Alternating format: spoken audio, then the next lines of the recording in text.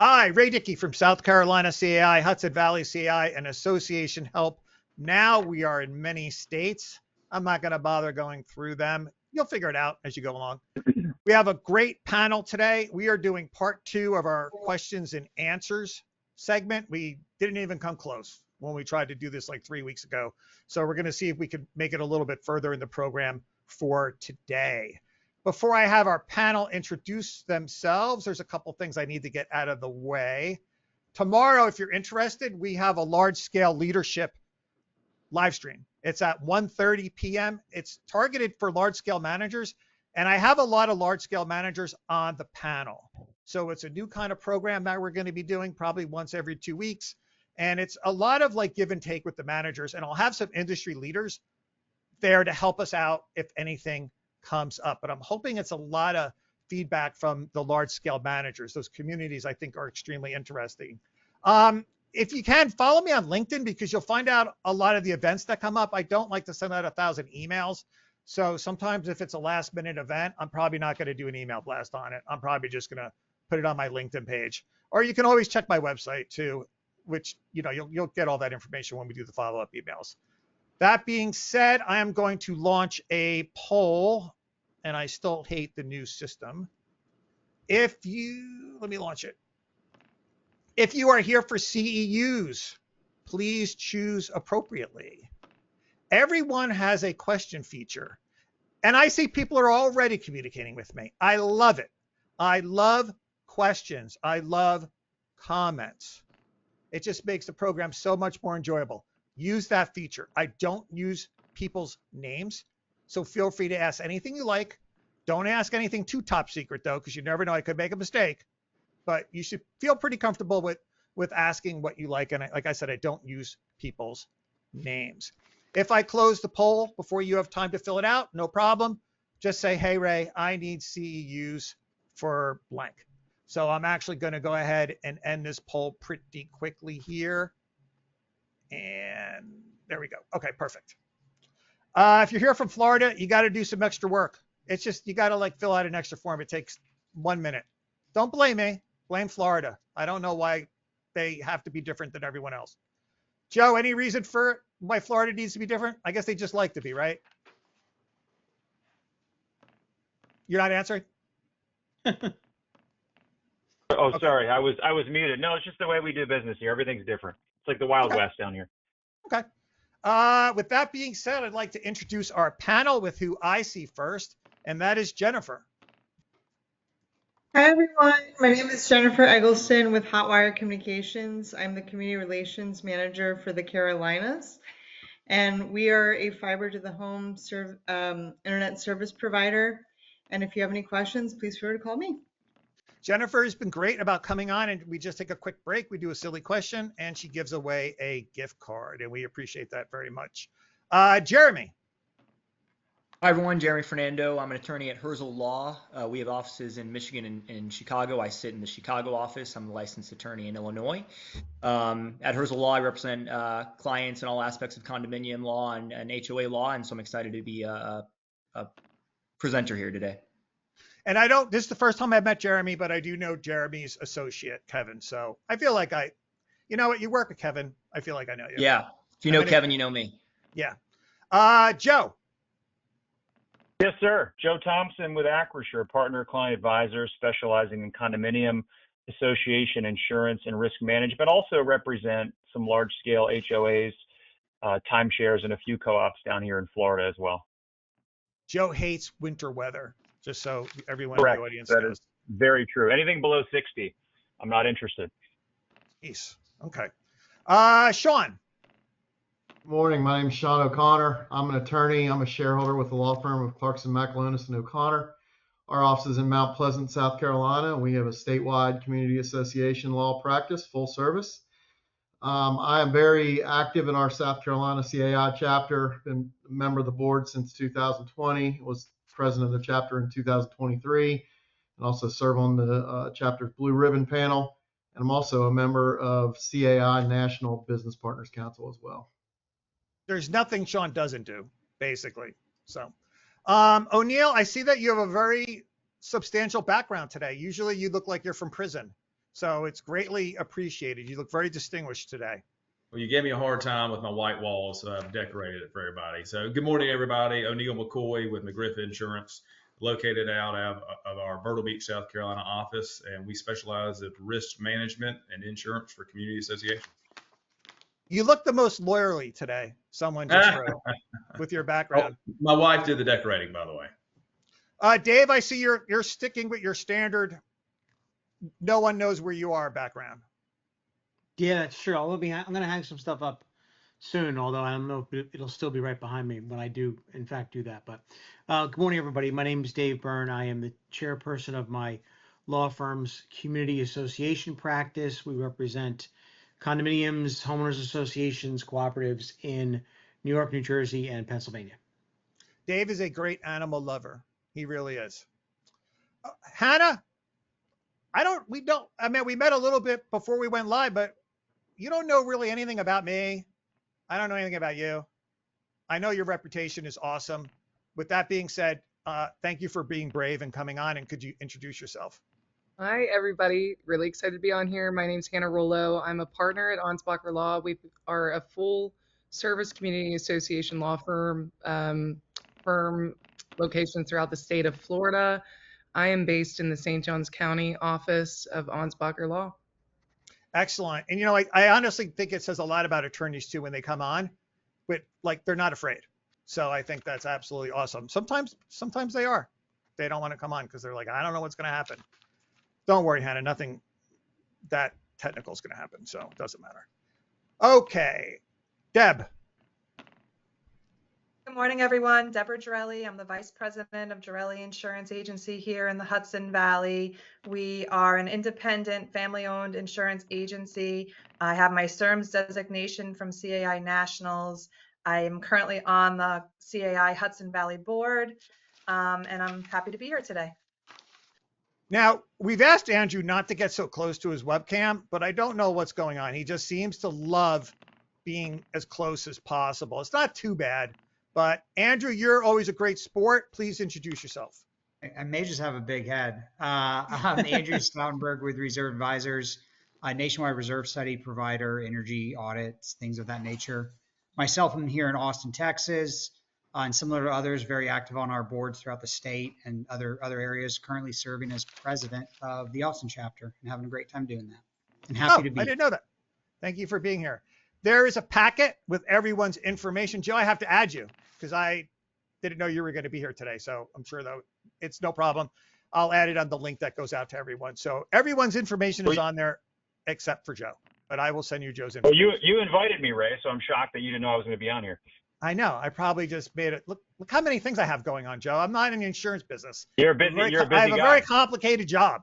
You know what I mean? I don't just get to sit back and have premiums just roll in one after the other. Oh, God, that would be nice. Okay. That being said, this is how I see the program today. We're going to do some Q&A. We're going to do some breaking news if we have time. We're going to take a quick break. We're going to do a top 10. And then if we have time, we'll do a panel to panel. That's where the panel gets to ask one person on the panel a question. You want to know something? There's no way in heck we're getting all this. All right. So what I would like to have happen is, Jennifer, I would like you to jump off, but please jump on no matter what at 11:05. If I haven't called you back by then for the break. Andrew, I have people sent in some reserve questions, but I'm going to have you just come on back. If I don't get to the reserve questions, please jump in by 10:50. Will do. See you guys later. Okay. And then I got so many legal and insurance questions. Oh my gosh, they're just they are endless. So let's do the ones that people are already sending me. And I'm reading them as I see them, audience. So that's why if I seem like I'm a little bit off kilter here. And sometimes, people don't type that well because it's tough. Well, my management company, I'm on the board and the management company refuses to give me the contract. I want to see also how the fines are enforced. Okay, I think this seems like a pretty easy, basic one. Sean. Well, I assume they're referring to the management contract. That's certainly something that the board would not just be entitled to see, but it would be essential that they would be able to review it. It would be the board that would have decided to enter into it and sign it. Maybe not that board member, but the board did that. And so I'm not real clear on what's being referred to, but if they're talking about the management contract, the board definitely needs to be able to get a hold of that and review it. Dave, here's Yeah, a follow-up question. What happens yeah. if the rest of the board, obviously you should be able to see the contract if you're on the board, I assume. But what about if the rest of the board members don't back you up and they just don't care? Does that mean you're then not entitled to see the contract? I mean, that's a political problem for you, but for that person, it's a no-brainer that every board member gets to see the management contract. I mean, I wouldn't even tolerate that kind of stuff. But I guess if the rest of the board doesn't want to vote to support you or punish the management company in some way, I guess you're out of luck, right? I mean, that's just the way it goes. The board acts by majority vote. It stinks, but you have to put your political skills in play and try to change their mind. Jeremy, legalities. Do board members have a board member have a right to see that document, whether or not their fellow board members back them up or not? Well, again, like David said, I think it just depends on majority vote. You got to use your political skills, but I think I would talk to the attorney and say, hey, look, try to convince the board members that we need to see this management contract. It's essential to the operations of the association to review this. Hannah, we all know that they should absolutely get to see the contract, and it's a real stinker that they don't.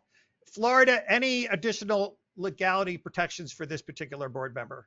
Yes, you could come in and say, I'm requesting this in my capacity as a member, not a director. And under Florida's sunshine laws, I have the right to see the management contract. And if you, HOA, through your management company, fail to give that to me, and I can seek damages and attorney's fees and costs. The downside will obviously be that you certainly won't have political backers, and you'll obviously cost your HOA money because they failed to produce those records. Wait, can I ask you, I'm curious on that, Hannah? So are you saying in Florida, board members and just members of the associations are entitled to that contract? Yes. I was just going to say how impressed I was with that, because it's true. I never even thought about, we may have lost Hannah's connection, unfortunately, especially after I was just completely so impressed by her answer, that the fact that, hey, maybe just you're entitled to it as a member also. Any additional commentary from any of the other attorneys in that regard? Obviously, in every state, I think you could also ask for it as a member. Jeremy, did you want to say anything? You look like you did. No? No, I wasn't gonna say anything. Okay. I think you can take a look at it as a different matter as well and say, hey, look, you email the management company and say, hey, look, like at the end of the day, you there are different ways to get your name out, whether it's business reviews on Better Business Bureau or Google reviews or whatnot. There's different ways to get management contracts, not just through the legal way. Okay. Is an association obligated to inform homeowners of crime in the community? I heard of an incident of one owner shooting a board member outside their home. The board handled it internally and turned over the camera footage to the local PD. The local news crew obtained the association's footage from the sheriff. Many homeowners, I can't find the rest of the question. Wow, we got kind of off to some weird questions here in the beginning. Jeremy. I think it would behoove the association to do so. At the end of the day, a member might claim that the association has a duty to protect them. So it would behoove the association to let members know when there have been crimes committed on the property. Sean. Yeah, there is no affirmative duty to give that information, but what the law says is that if you're going to do it, you have to do it with due care and not negligently. And there's some case law in South Carolina where associations have made representations about safety and implemented what they thought were safety measures and protocols, but then didn't do it negligently and actually created more problems than they solved. So if you're going to do anything, it must be done right and it must be done with due care. But I agree with Jeremy.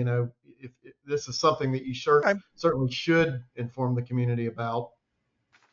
Dave, sticking to the legalities of it, we know that the owners shouldn't have to hear it on the local news. It'd be nice if the board sent out something, or maybe you don't think that would be a good idea. What do you think, Dave? Yeah, I mean, you know me. I mean, I try to my perspective is that associations ought to stick to their core function, which is preserving property, and values, and not engaging in the sort of, being a news organization or social media and that kind of thing. But, in my states, there's in this scenario, there's no affirmative obligation like Sean was mentioning. So, but once you do take on these obligations, you got to do it correctly. So another reason why I tend to try to, let clients or help clients realize that they don't have an obligation to always talk about every single thing. But once they do decide to do it, it has to be done, correctly, and you can make mistakes, but it has to be done, like John said, it has to be done carefully. Noel, did you hear the question? And why don't you introduce yourself too? We can't hear you though, but your mic says it's on, so maybe you'll have to figure that out. Okay, you just keep talking and then I'll let you know when we hear you. Hannah, did you hear, you kind of popped out there for a second. Did you hear the question? I did not hear the question. I apologize. My internet strangely went out. No, that's okay. Really quickly, a board, there was a shooting in the neighborhood and the owners found out about it on the local news. And the local news had footage from the association cameras that they got from the sheriff. And the owners were like, hey, board, how come you never told us about this? So the legalities of that, does the board have an obligation to do so? And would you recommend that they do or don't? Certainly no obligation in Florida to disclose that information. And there's obviously sensitive information along with that, especially depending on what happened.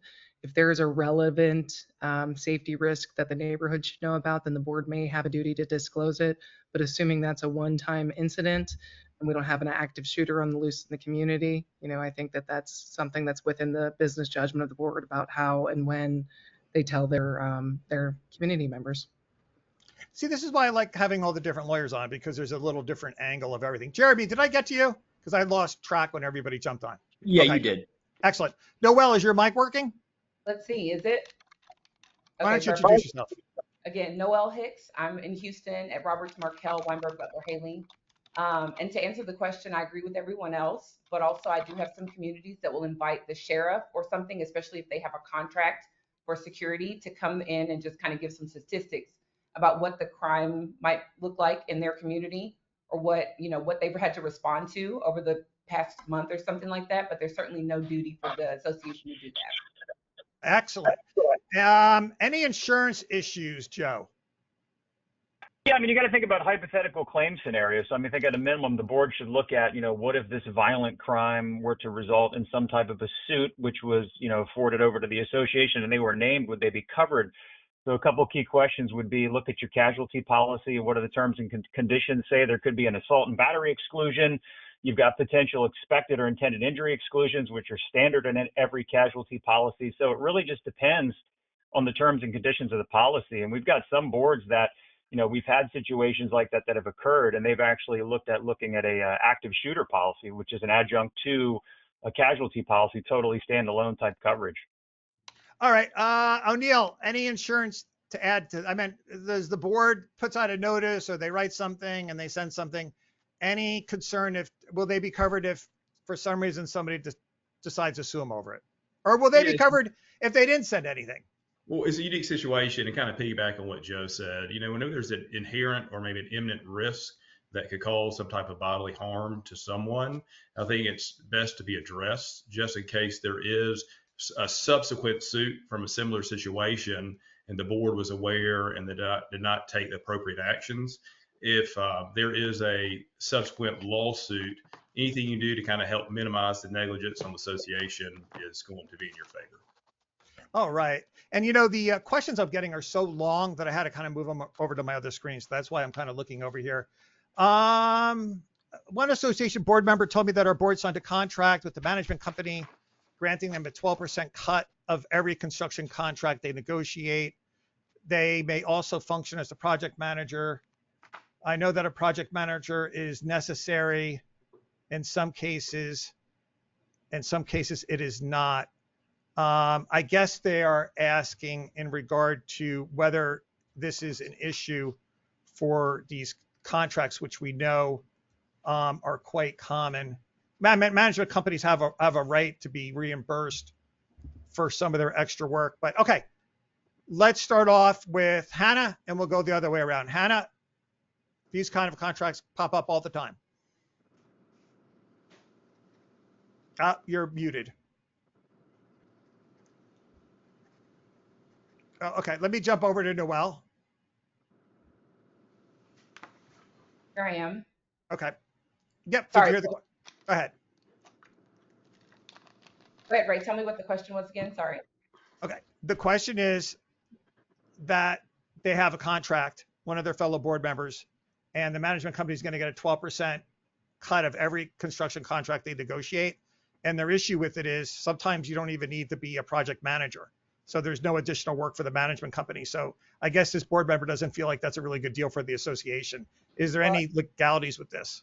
I mean, obviously the association would have to disclose, whether or not there was some interest in that contract between them and the management company. But here in Texas, for example, when we're looking for contracts, there's a bid solicitation process. Those who are submitting bids have to let people know if there's going to be some interest. If there's a person who's a principal who may know one of the board members, or if they're going to be getting a 12% cut or something like that. So there definitely has to be some disclosure there. And if not everyone agrees to that, then that's certainly not a great deal for the association. Okay.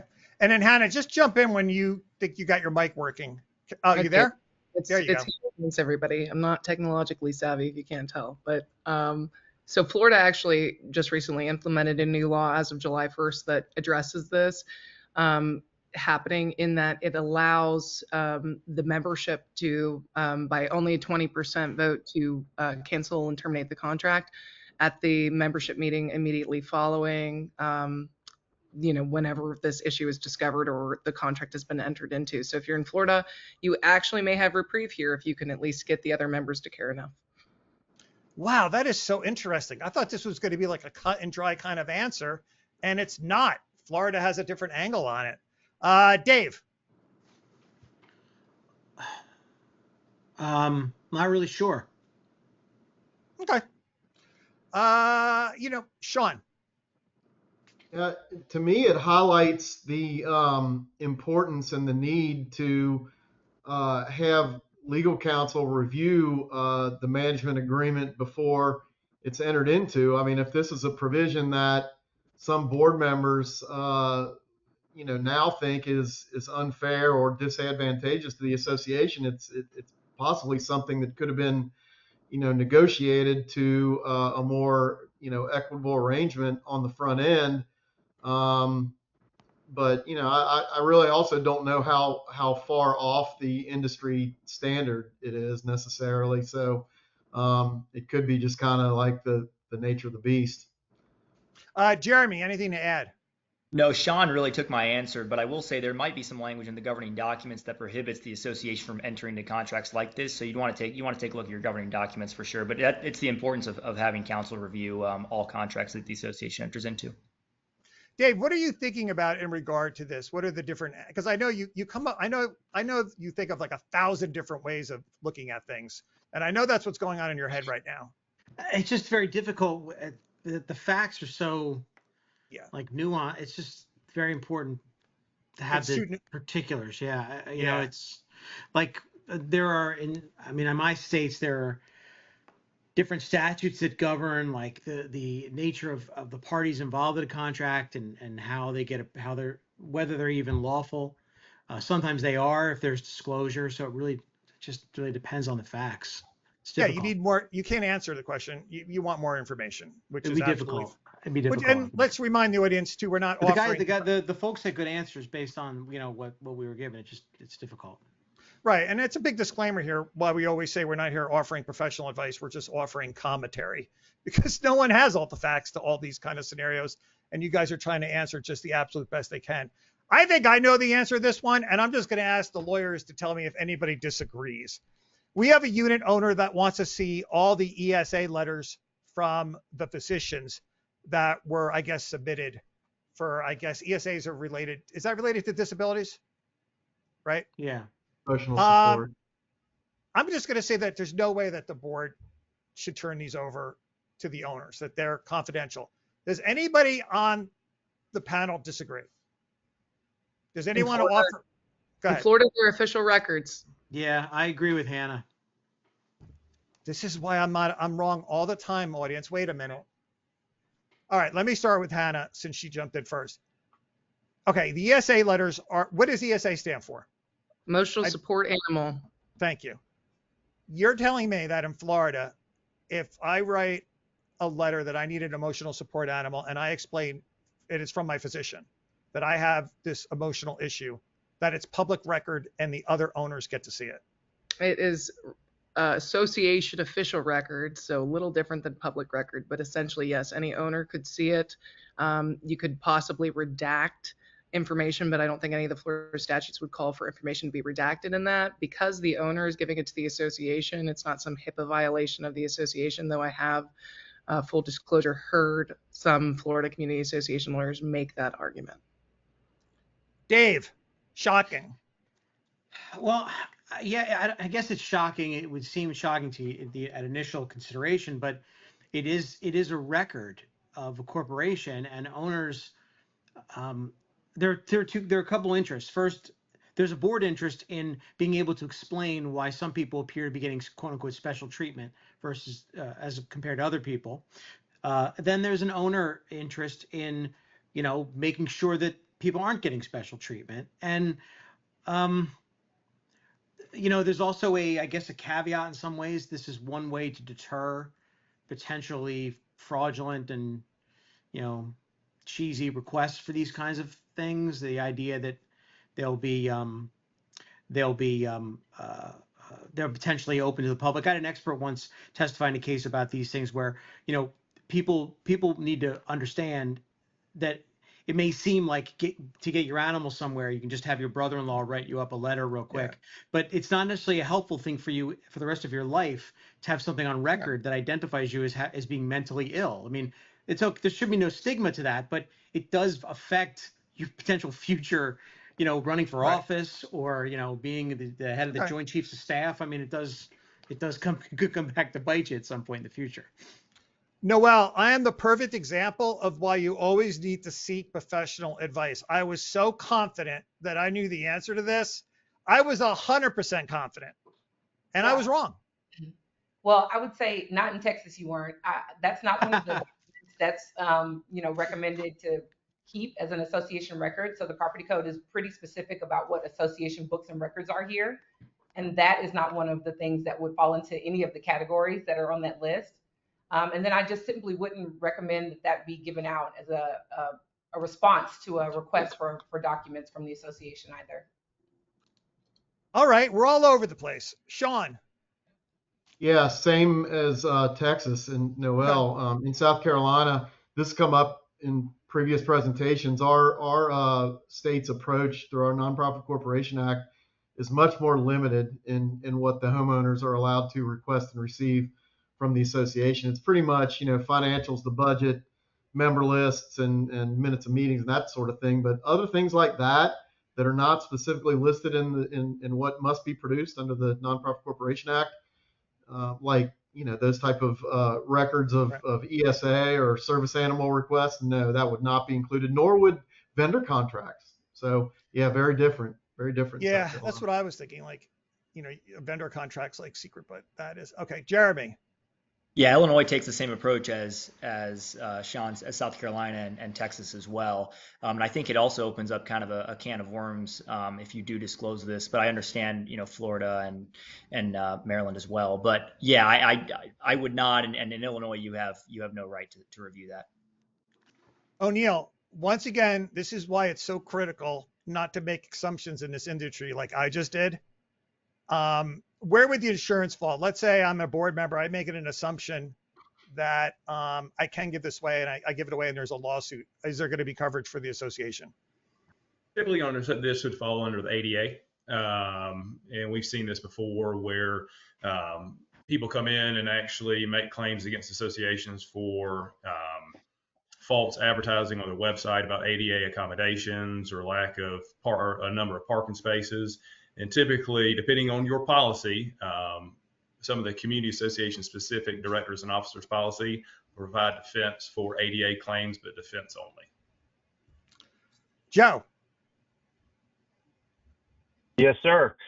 D&O, yeah, all day long. I mean, something like this comes in and somebody's aggrieved because of personal information that perhaps was provided that may not have depending on the state, maybe shouldn't have been provided. It would be 100% D&O related, and always want to consult the terms and conditions of your policy. Every D&O carrier is going to be different. You're going to have standard exclusions. You're going to have specific exclusions for carriers.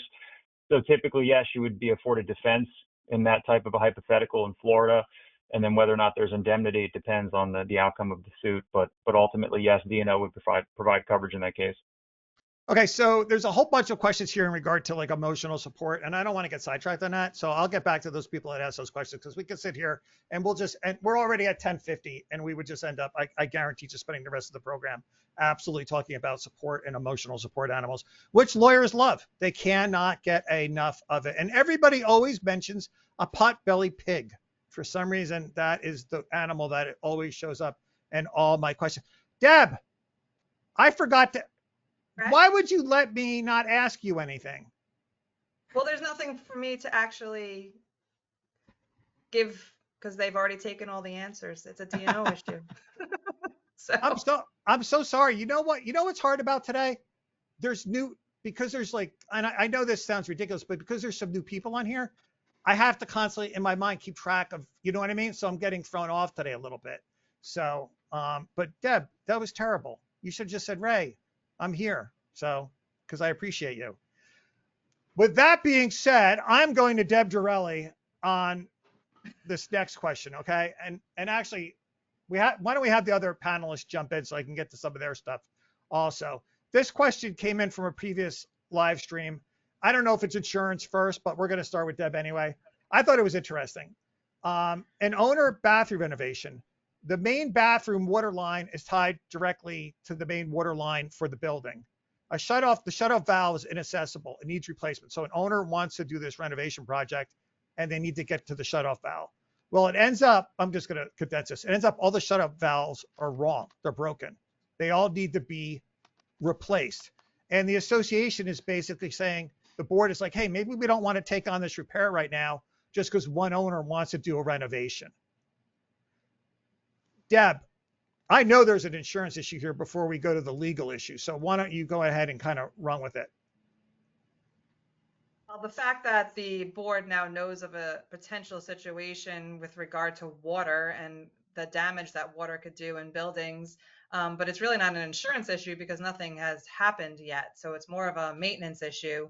And from an insurance point, we want you to maintain your buildings. We don't want to have the water damage claims because you failed to maintain the shutoff valves. I guess I thought it was an insurance issue because they're aware that these things are defective, right? And what happens if one of them blows, which eventually it will. Will insurance look at that and use that as an excuse to deny the claim? It has to be sudden and accidental, which we talk about all the time. And yes, now that they're aware, there could be some potential there, but it's still a sudden and accidental event that happened. Because you could be aware today and it can happen tomorrow and you didn't have time to fix it. So it's going to depend, which I know you hate when I say that, but it's going to depend on the circumstances. Andrew, I don't know if you know much about valves or not. I don't know where your area of expertise is as far as an engineer goes. These valves, supposedly, they don't last forever. Neither do pipes, correct? Yeah, nothing lasts forever. Almost absolutely nothing. So yes, certainly something you could and should be reserving for. Internal plumbing, main cutoff valves, things of that nature. So ideally they have the reserve funds, but we know how funding goes across the country on reserves. I don't think people understand, Andrew. Like in my building, the pipes are 40 years old and some of them are getting like pinhole leaks. Does that sound feasible? Yeah. Normal to you? Right. So that's completely normal. If you have older buildings with cast iron, and if it's a seasonal building, let's say in Florida, and you're not using those all the time, they dry out, they crack, they split. So hidden infrastructure is one of the most tricky aspects of properly reserving, but it's still a common element. It's still going to fail, and we need to be planning for that inevitability. Yeah, we're going to have to replace all the pipes, and we have, I don't know if we have reserves for that. Joe, any additional commentary as far as insurance before I dive into the legal aspect? Yeah, I mean, in Florida, with respect to maintenance and insurance responsibility, the statute is pretty crystal clear on who's responsible for what. But with something like that valve, the owner would have to consult their association documents with respect to maintenance to see whose responsibility it would be to maintain or replace that for wear and tear purposes or non-insurance related repairs. And if it could be the owner's responsibility, or it may not be, it could be the association. So it really depends. But then, obviously the issue is that if they can't do the renovation, they're obviously aggrieved. They could potentially file suit over that to the association. Now the association has, knowledge it's discoverable of that issue. And then if there's a future claim, potential denial because they didn't address the valve issue. So that's something that could come up and bite them in the future. Yeah, and we're going to jump into the legal aspects here. So O'Neill, the way I'm looking at the question is it's a common element, right? So, now the building is aware that they have this problem, and I'm going to dive into the legal, whether or not the association has to fix it that are there. Any insurance commentary? I think Joe and Deb handled it very well. All right, Jeremy, I'm just going to kind of rephrase this, make it a little simpler. An owner wants to do a bathroom renovation. They discover that the shut-off valves are broken. The board doesn't want to pay to have all the shut-off valves fixed at that time. Therefore, the owner could not do a renovation on their bathroom. Does the board have any legal obligation to fix that problem in some timely manner so an owner can do a renovation, or can they say, look, the needs of the many, we can't sacrifice that just for your renovation? I think it's just going to depend on what the governing documents say. If it's an issue that affects the common elements, then it's something that obviously the association needs to take a look at and probably fix. But if it's just a unit owner responsibility, I would not recommend that the association do that. All right, Sean, let's assume it's not an owner responsibility. It's 100% the association's responsibility to fix these valves, but the board doesn't want to fix it. They don't want to spend the money. Yeah, I mean, I'm with you. We don't know, and you would need to look at the governing documents. That's always the caveat. But assuming that it sounds like shut-off valves are a common element, and assuming that's the case, then it's really a red herring to be talking about this bathroom renovation. Those just have to be fixed. You cannot have shut-off valves that the board knows are worn out and are not functioning and can't be used, and we're just going to put this off and not do anything about it and say that the reason that we're being pushed to do something about it is because somebody wants to renovate their bathroom. This just is something that has to be repaired, and if it's not in the budget, then it has to be a special assessment, or but it's just a plan needs to be put in place immediately to address that. It can't be just left till we'll just wait until it springs a leak. That's just you're asking for a much bigger loss if that's the approach that the board would take. Dave, it says in the governing documents, the shut-off valves are the association's responsibility, but the board doesn't want to fix them because it's going to cost a bundle. Can the board say, hey, owner, you got to wait to do this renovation? Well, I could try to be cute and say, of course, the board can say it. The question is whether or not they can get away with it, right? The board, I think if I understood Sean's point correctly, I'm inclined to agree with him. The common elements have to be maintained. They have to be fixed. They have to be handled. The board would have some defense if it was unreasonable, perhaps, to make the repair at that particular moment. Like they have to, the left side of the building's falling down and they have to fix that first. And the owners just have to suck it up and wait 8 months to do their work. I mean, maybe in that scenario, a board would be okay. But the association has an obligation they have an obligation to be reasonable in the maintenance and upkeep of common elements. So they would have to be able to argue that it was reasonable not to do it at this particular time. There could be scenarios whereby it might be reasonable to wait, but just some random, we just don't feel like spending the money on it. We got that Christmas party coming up, and right. We just don't have the funds. Call me next year. That's probably not going to fly. Noel, there's that word reasonable. Is that going to be part of your commentary? Yeah, it certainly would be. And I would hate for the association that I'm representing to get hit with a negligence claim because they knew or should have known that there was some issue with these valves.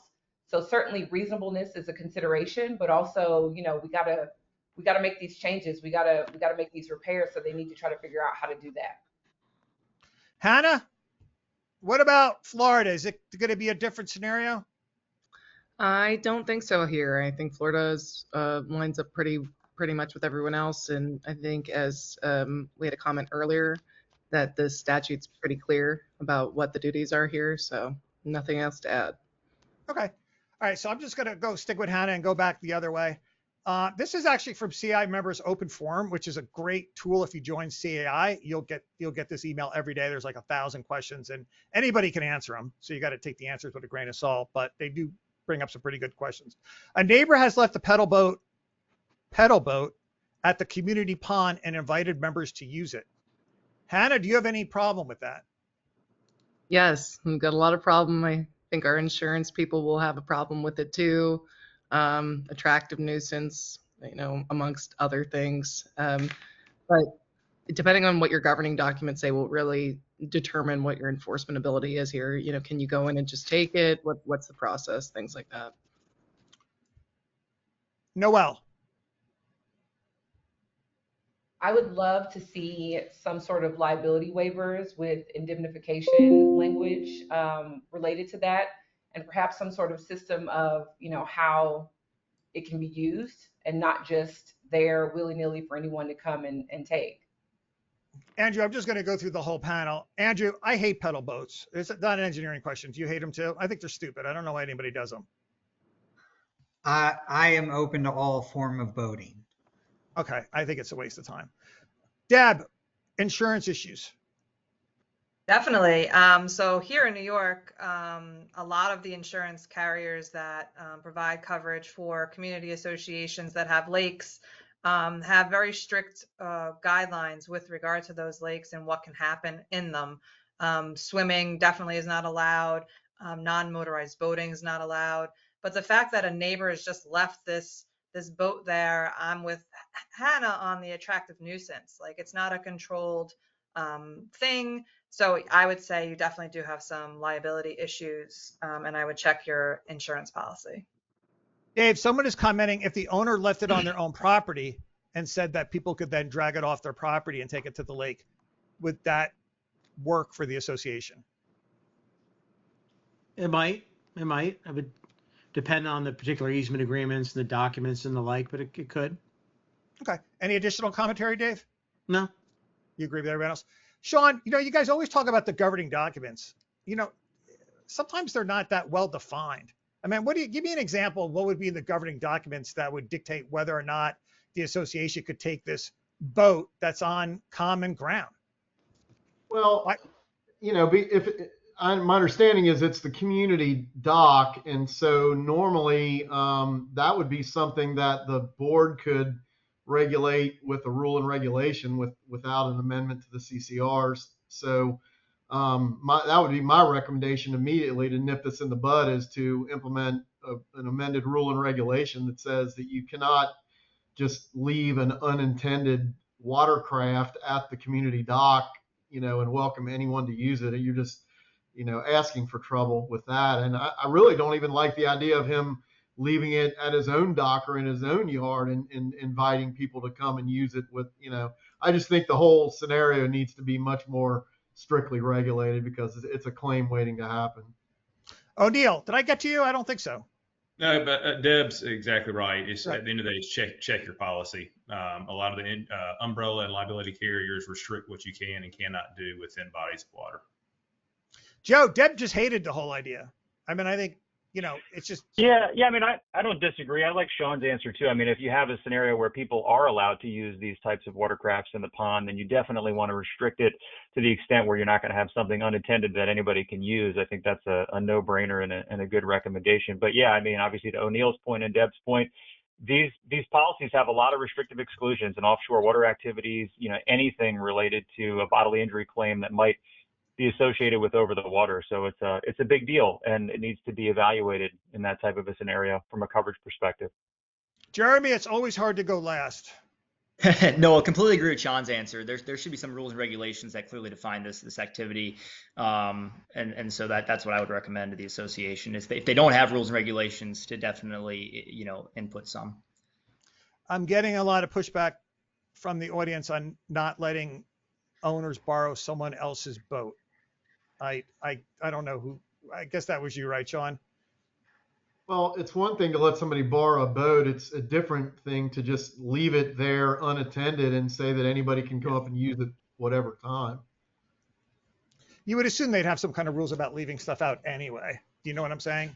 So I did get a reserve. I got like 5 reserve questions to come in, but I'm not going to get to them all. But I did want to get to one. Andrew, okay. Every time one of you guys jumped on, everybody moves. How do you factor in things like electronics that may or may not fail? That was a question that came in just this morning, Andrew, on reserves. Yeah, so depends on what we mean by electronics, but you can still put estimated lifespans on these things. So if we think of maybe computer systems, if you have a big clubhouse and staff, or telephone systems, security components, we can still put an estimated lifespan. It's a forecast. Every forecast will always be wrong. But there are ways to estimate what we think it would last. So in many ways, it's really not different than physical assets. And the more often a community updates that study, the more you can refine those life estimates. Yeah, I guess the question is too, like, you don't know whether or not they're going to break, right? Like I have some electronics that last forever and other ones that break in 2 weeks. Yeah, and I think that's fair. I mean, mechanical systems can be the same way. It's like gate operators at a community. They should last 10, 12 years, but then something happens sometimes and they get fried out at year 3. The reality with reserve funding is you put together your entire capital expenditure plan, and let's not get into the details, but if it's on a cash flow basis, it's very flexible, right? Barring some catastrophic issue. And so when something fails early, you replace it. And we update and adjust as needed. Like, that's the reality of how reserves should be managed. So I want to make sure I understand. You're going to put it in the reserve study. If there's an average rate of failure, you're going to put that in the reserve study. If the average rate is this item doesn't fail, you're maybe not going to. Is that what you're saying? Yeah. Okay. So you put it in at the starting point, and then we adjust with reality with each community of what's happening. Yeah. Okay. Another reason to use like a reserve company that knows what they're talking about in engineers, because you'll be up on the latest technology of what's lasting and what's not. Yeah, I mean, better data gives you better forecasting for sure. Okay, let's take a break. And then, by the way, in September, audience, not that I don't like having everybody get together, but the live streams have just grown to so many states. I will be splitting them up just so everybody knows, and dividing them. So we'll. I don't get to do live streams with Florida and South Carolina anymore. We're going to do them, but we're not going to do them every time because I have other states now too. And I like red state. I like being in red state live streams. Jeremy's blue state. He can go. He can have his own. The audience loves it because like I'm fascinated that there's so many differences from state to state, but we are going to do them. But I think I'm just going to do them with just the lawyers. Like I'm just going to have you guys come on every now and then and just go through because the insurance is generally the same, I think, from state to state. Deb, are you comfortable I said that? I feel like definitely Florida and New York, we have some unique situations with regard to insurance, but. Hannah, do you see how much I'm wrong? Can you believe I've done 500 of these and I'm wrong? So you're right more often than you're wrong though. You know what, Hannah? We're going to have you come back. I like that. Thank you. Sometimes I don't get a lot of support from the panel, but I appreciate that. Thank you. Jeremy, I know you think I'm terrific because Kevin thinks I'm terrific, obviously. So, okay. With that being said, let's take a quick break and then I'm going to go through closing thoughts. But audience, we are going to split it up so we can get to more questions. All right. So Jennifer from Hotwire, I am going to poll the audience. And you're going to have to pick a number. I know there was like 100 people registered. I don't know. I'll find out. Like, just pick a number. I don't know how many people are here right now. I have to look it up, but pick a number, 1 through 100, and I'll find who's ever closest, and that's who you're playing for. Okay, got it. By the way, I'm happy I drive a car, not a pedal boat. Yeah, I hate pedal boats. What's the number? I need to know the number. Who are you playing for? 95. Oh, you are. That is such a weird number. Psychologically, I don't You understand said 100. I know. That's so strange that you pick such a high and low number all the time. Okay, anyway, we'll have you analyzed another time. That being said, very quickly, so I can get the closing thoughts. The question is, Hannah, this is a very sophisticated program. Jeremy, very sophisticated. you're going to help the audience as they're doing their poll. So I'm going to launch the poll. Do you have, now, Jennifer, would you rather have a tail that works like a monkey or have super eyesight? You have to match with the audience to allow a prize to be given. Would you rather have a tail that works like a monkey so you can use it, or would you rather have super eyesight? Okay, and I'm going to launch this poll really quick. Okay, and I'm going to go panel. We're not here to have a big long discussion about this. Very, very quick. Jeremy. I mean, the monkey thing, the tail, they can go up like buildings and stuff using the tail, can't they? I mean, that's pretty cool, but eyesight is also good. But the monkey tail, you can get up to some pretty cool places. Joe. I mean, without contacts, I can't see anything, so I would love to have super eyesight. Sean. Yeah, same as Joe. So, as someone that's worn glass or contacts since I was a little tyke, I'll definitely go for the eyesight. O'Neill. I think I'd look strange walking around with a monkey tail, so I'm going with eyesight. Dave. I mean, really, it's friggin' I mean, is it really a choice? What is your answer? It's obviously eyesight. It's not. Tail? I'll tell you right now, it's a tail. And I'm going to tell you why at the very end. It's so obviously the answer is a tail. But let's see if anyone else agrees with me on the panel. Deb. I'm going eyesight, Ray. Sorry. Andrew. Tail. It's the easy one. We can fix eyesight. Yes. Come on. Noel. Eyesight. Sorry, Ray. Hannah. Eyesight. Well, okay. So 92% said super eyesight. So here's what's going to happen. We're all going to be out one time, and I'm going to close the poll. And let's say Andrew and I are attacked. We're all together, right? Great. You guys have your super eyesight. We have this super tail that we could use. We have basically like 3 arms because this thing's like a monkey tail. So you're going to get attacked because you have a tail. Whatever. People are going to be like, We'll you're get an away. idiot. I got to beat you up. We'll get away with our tail. Okay. Well, there we have it. Jennifer, what was your answer? Well, Ray, super eyesight. Okay. So you did win a prize for number 95, and I will get you that information. With that being said, let's do last call. You can either bring up whatever you want to bring up, or you can offer some commentary. You got to move kind of quickly here. And let's start with who I see first, and it's Jeremy. I got nothing further, to be honest with you. I don't really have anything. Okay. So I apologize. No. Well, you didn't have any warning. You've never done this before. I bet Hannah's like, thank goodness I wasn't first. Nobody told me I was going to have to do like a closing statement. All right. Joe, any commentary on anything we spoke about already, or anything coming up that you want? Yeah, I mean, just broadly, I mean, one thing I always try to impart onto boards, and I tell them, number one, I mean, they're fiduciaries, and honestly, the most important thing they're ever going to purchase to be on a board is their insurance program, because they're not just looking out for themselves, they're looking out for the entire community, and knowing your policy terms, conditions, and what the exclusions are, so important. And you don't want to glaze over it. You want to make sure you're not commoditizing the insurance. You want to purchase it from the perspective of whether or not you're going to be covered when there's a claim or a lawsuit.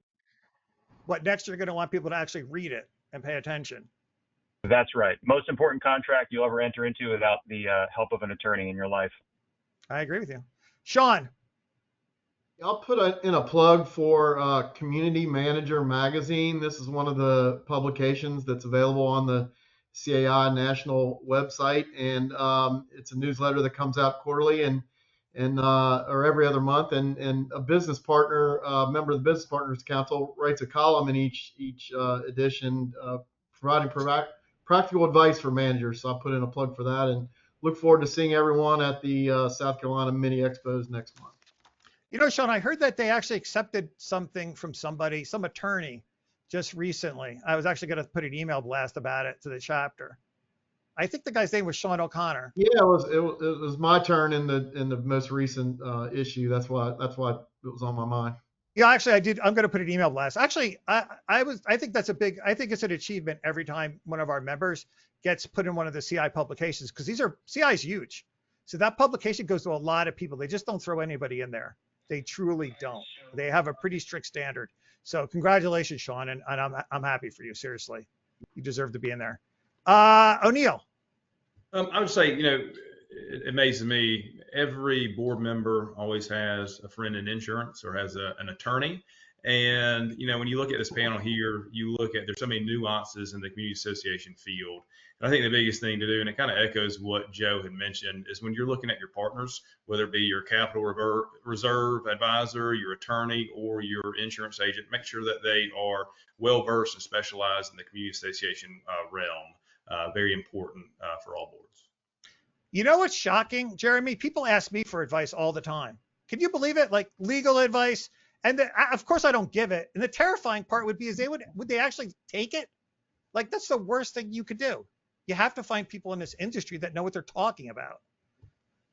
That being said, Dave. I think that you said it best. That I don't know what I'm talking about and don't ask me absolutely anything whatsoever. Good comeback. No, I meant the second part. Okay, thank you.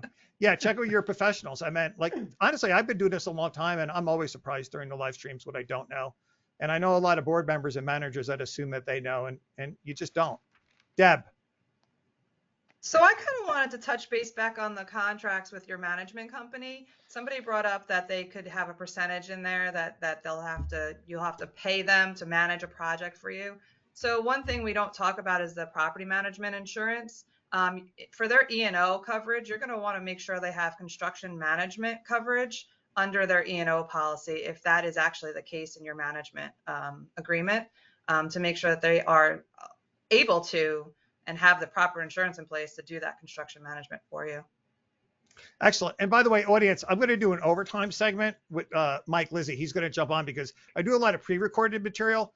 And the audience really did like it when I did it at the end of the live stream. So you don't need to stay if you don't want to, audience. You're still, most people don't actually get to see yous, by the way. But if you want to stay and listen to Mike and I talk about a pre-recorded segment and him giving an answer, you're welcome to. If you want to split, you're also welcome to. That being said, Andrew, closing thoughts. And I'm trying to find Mike on the attendee list here so I can bump him up. No, this was great. A lot of good insight. What others said, trust your professionals, use them, lean on them, always reach out to them. And also CAI, great organization. I'm going to guess most of the people on the live stream are members. If you aren't, it's an outstanding organization that supports this industry. So that's what I got. Noelle. Yeah, I would just echo what Andrew just said about CAI. And then also, since I'm the chair of CAM ICB, I would encourage everyone to reach out to get their CMCA if they haven't done that. And then obviously continue to lean on your professionals because we can help you guys out. Yeah, definitely. I mean, like I was just mentioning this magazine that they put out in the daily email. The amount of resources that you get from CAI is absolutely staggering. And I don't know why any board doesn't spend the money to participate. It's not that much. I think you can have like 15 people join for like $300 if you want to. Hannah. So my advice would be to consult with your experts, especially your lawyers, prior to acting and not after the fact, please. Great. So those that want to stay for the overtime, please stay. Hannah, it was nice meeting you. Hope it wasn't that painful. Jeremy, it was great meeting you. I hope you guys come back. Noelle, always nice seeing you. All the rest of you, I see like all the time, but I do appreciate you guys. Mike, I am trying to turn on your camera. Your microphone should be on, but everyone else can split if you want to, or you can stay. Maybe I'm better off